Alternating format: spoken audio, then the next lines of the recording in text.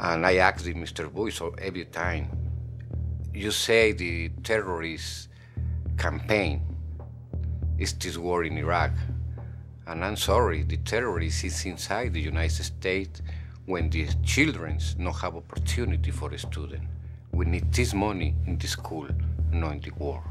And therefore, I've asked Congress for a one-year increase of more than $48 billion for national defense, the largest increase in a generation.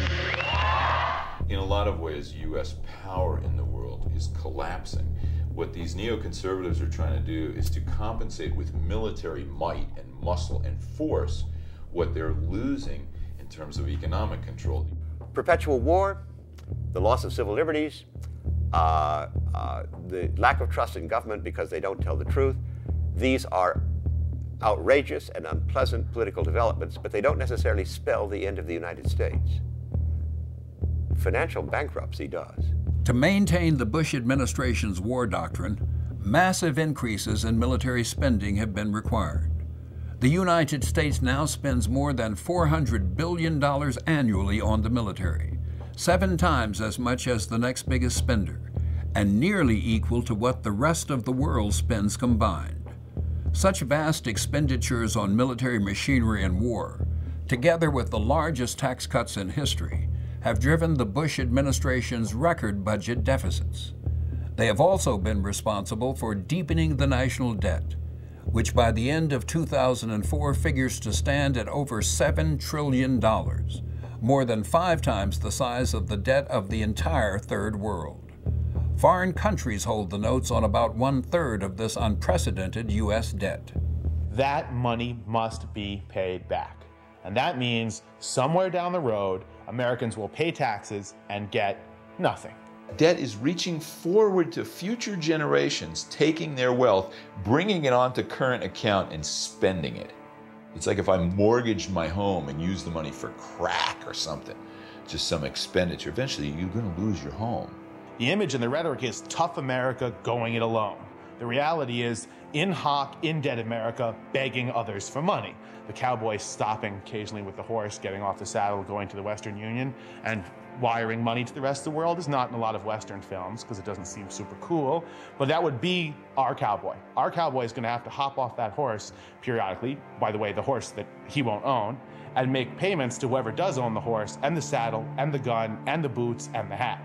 And the basis of U.S. economic strength today is the fact that the dollar is the reserve currency all over the world. And that's a political phenomenon. Now, if tomorrow, and I think it will occur tomorrow or the next day, these countries decide that that makes no economic sense for them, it never made political sense, but it makes no economic sense for them, then the U.S. goes down the drain. Things that can't go on forever don't.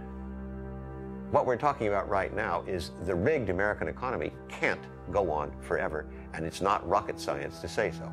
The military budget is one thing, that's the Pentagon. We have to pay extra to pay for a war. The administration's request for $87 billion is the clearest sign yet the U.S. war in Iraq is far from over. The proposal includes $51 billion for U.S. military operations in Iraq, $21 billion for reconstruction of Iraq's infrastructure. The U.S. would also pay some expenses for coalition forces, $4 billion. So, in fact, we've had 2 payments for this war so far that have added up to $141 billion, which is an incredible amount of money. Just to give you an example of what that money could buy, we could provide health insurance for each of the 12 million children that don't have health insurance for the next 7 years for that $141 billion. We could provide 1.4 million affordable housing units, which would really totally address our affordable housing crisis and provide 3 million jobs with that kind of money.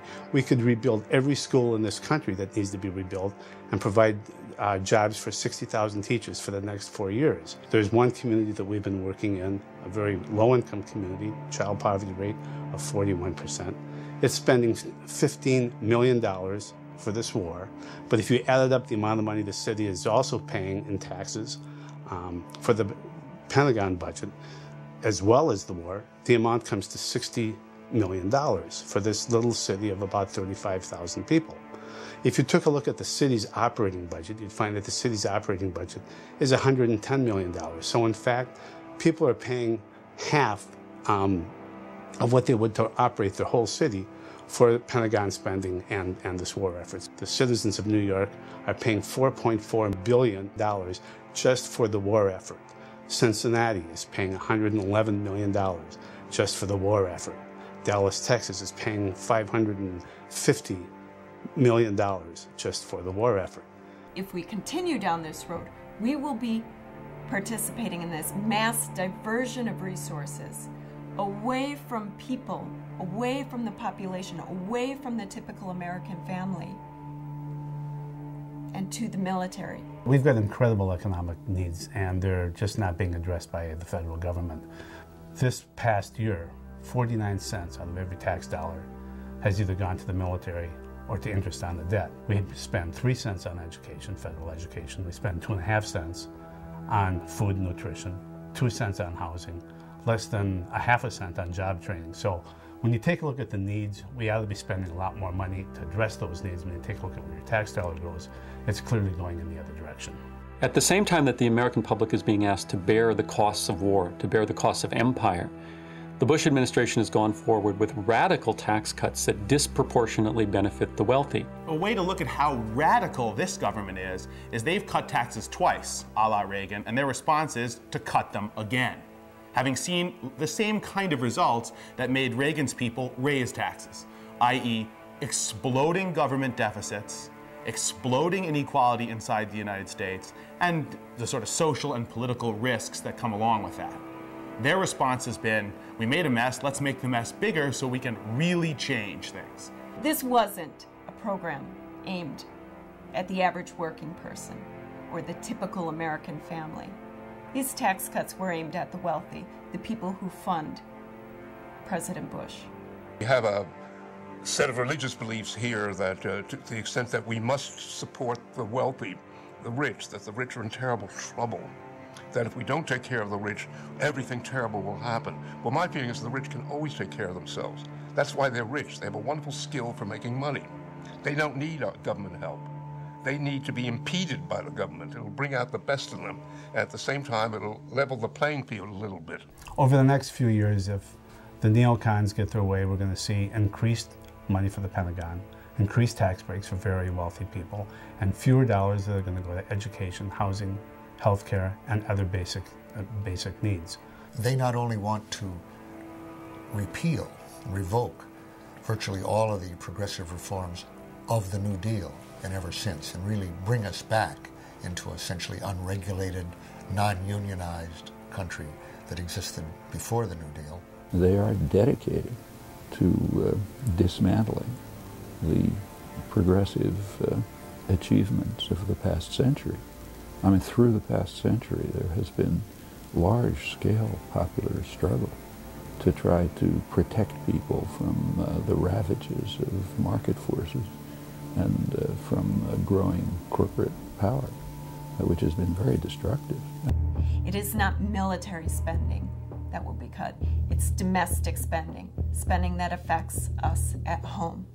Inside the United States right now, the money is lost in the school. A lot of service in the school is lost. The teachers lost the job. The transportation for the student is lost, is no more, because no have money. But have a lot of money for the war. I think it's really important that we begin to redefine national security. If people don't have jobs, if people can't provide education for their children, if people are going hungry, if people don't have health insurance, they're insecure. We need to be able to address that level of insecurity in this country. And the federal government is not addressing those needs because we're pouring all this money into a unilateral war and providing tax breaks for very wealthy people.